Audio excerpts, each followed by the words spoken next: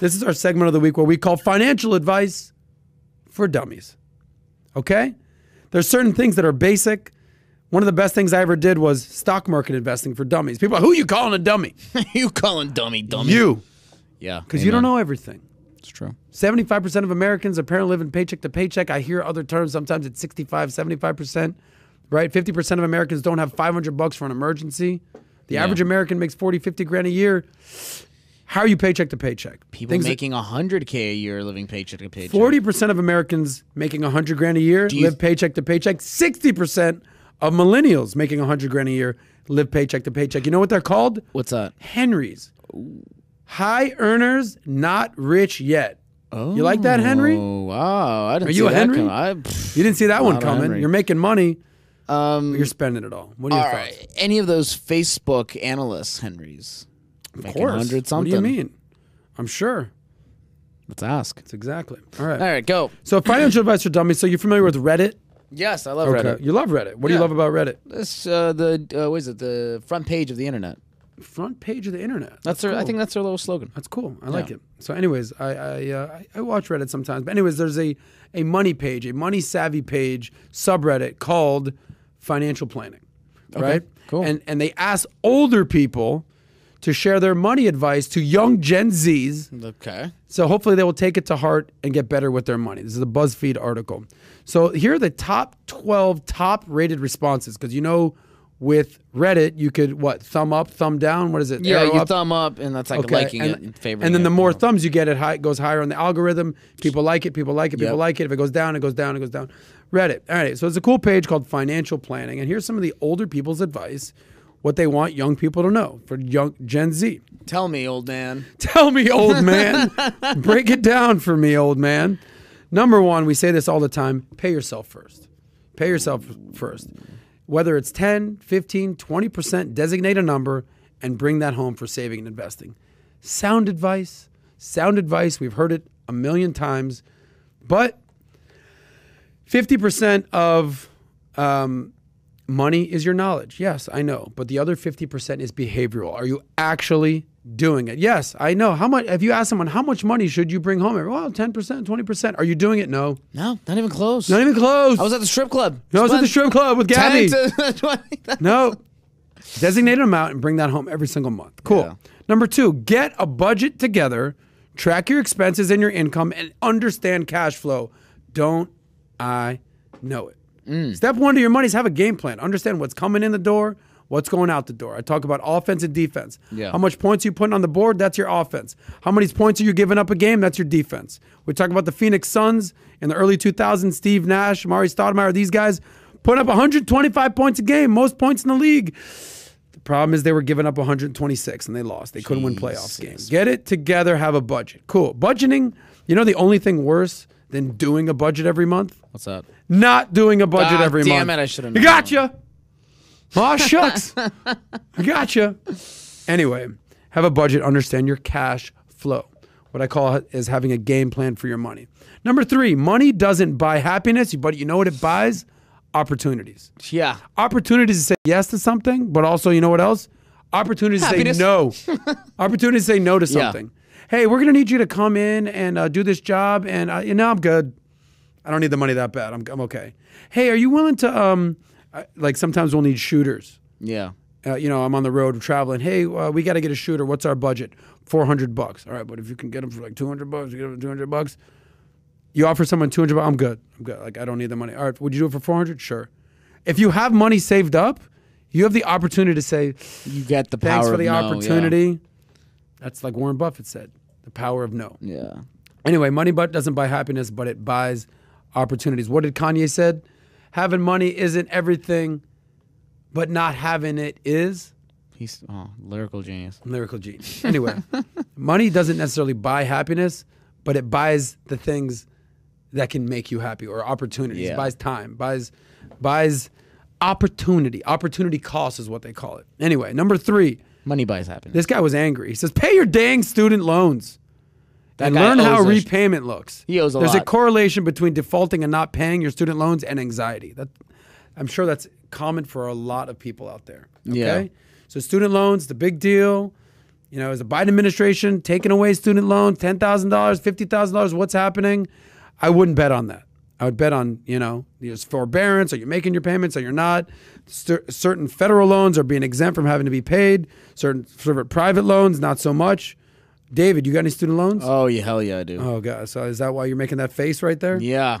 Yeah. Your face don't look good right No, now. I don't, man. You bring up student loans, I got a little crinkle in my stomach. Yeah, I'm I like, saw oh, man, I know I don't have to pay them for the rest of this year. But look, the average student loan takes 18 to 20 years to pay off. Jeez Louise. Again, this goes back to our initial story. Is college worth it? How much debt are you making? What's the ROI? The cost-benefit analysis. This guy's angry, says, pay your dang student loans, bro. Okay. Understand, and just understand how repayment looks. It works. You can't run from it. That's the one thing. Like you can go bankruptcy, you can declare bankruptcy, you can get out of things. Student loans, not so much. Number 5, open a credit card to start building credit and pay it in full every month to avoid interest. Don't I know it? I use credit cards. I use a credit card. Every month I pay it off. I remember being in my early 20s, paying minimums. Interest started piling up. Not fun. You know the interest on credit cards on average? Average interest on a credit card, David? I don't know. What's the average? 17%. I was going to say 15. Okay. All right. 17? Let's just meet in the middle, call it 16. Okay, 16. You think that's a good rate to pay? Okay, that's It's fair. horrible. Horrible. If you're going to invest and make money, you know a good return on your investment? Good. 10%. 10%. So you're willingly, you know, going backwards. Anyway, avoid paying interest and pay it off in full every month. Absolutely. Number 6, don't try to impress your friends or buy their approval. Keep it real. Like getting Maseratis. Exactly. Papua New Guinea, who spent $5.5 million on Maseratis to impress people. Not cool. Definitely agree with that one. Don't try to impress your friends or buy their approval.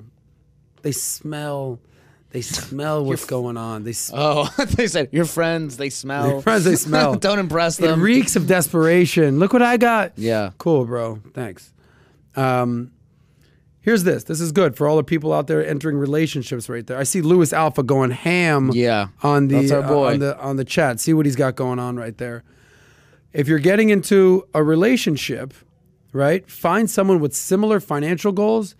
The power of 2 incomes and saving together is really powerful. That is for sure. I've been in relationships where basically the girl was not interested in working, was not interested in making money, had me pay for everything. It was taxing.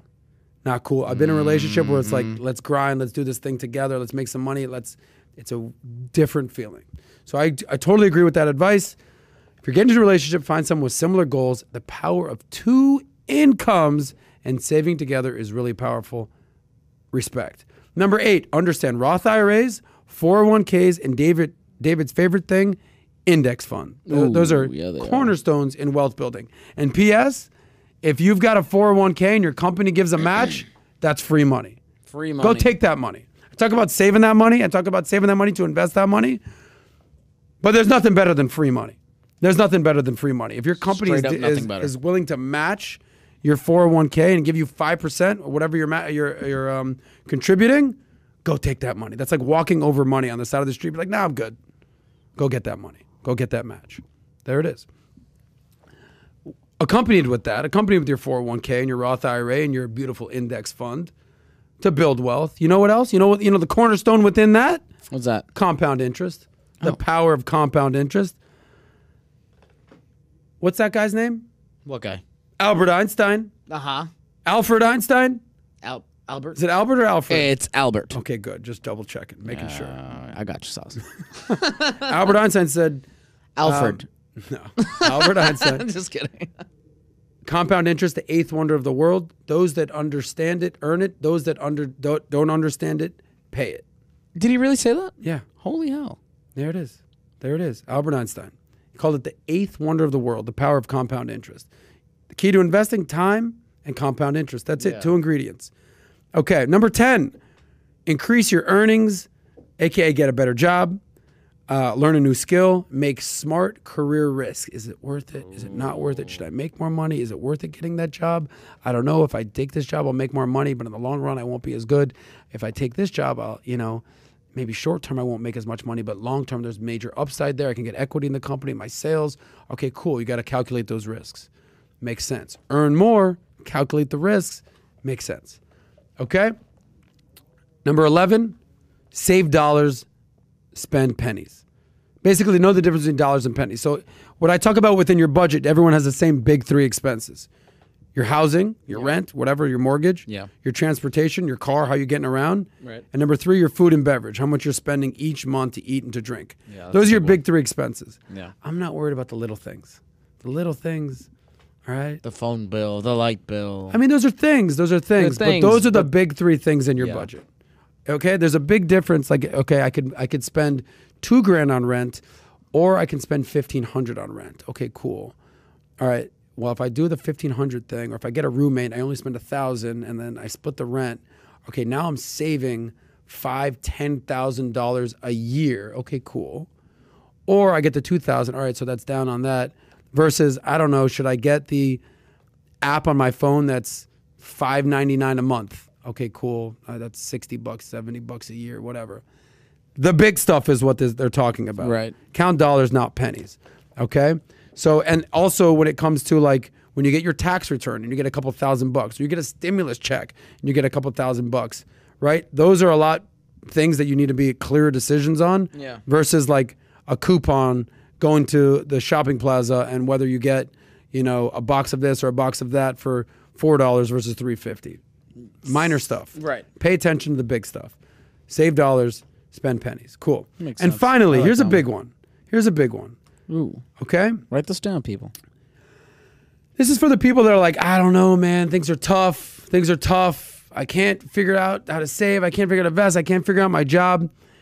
This is some more emotional advice. It finally says, don't lose hope. I know it's not practical in the sense of dollars and cents, like I was mentioning. It is, however, essential to take those first few steps to get the ball rolling toward a brighter financial future. Don't I know it? Younger generations are in dire financial straits, and I fear they will adopt a sort of financial fatalism that will delay or even kill any sort of financial planning. Don't give up. It's never too late to start. If you know how they say the best day to plant the tree was 20 years ago, the next best day is today. Okay. If you have nothing saved, start saving. If you haven't started investing yet, start investing. Right. Don't give up. Okay, a lot of people watching this are 20, 30 years old, what have you. Don't give up. Yeah. Don't ever give up. Talk is money. All we talk is money.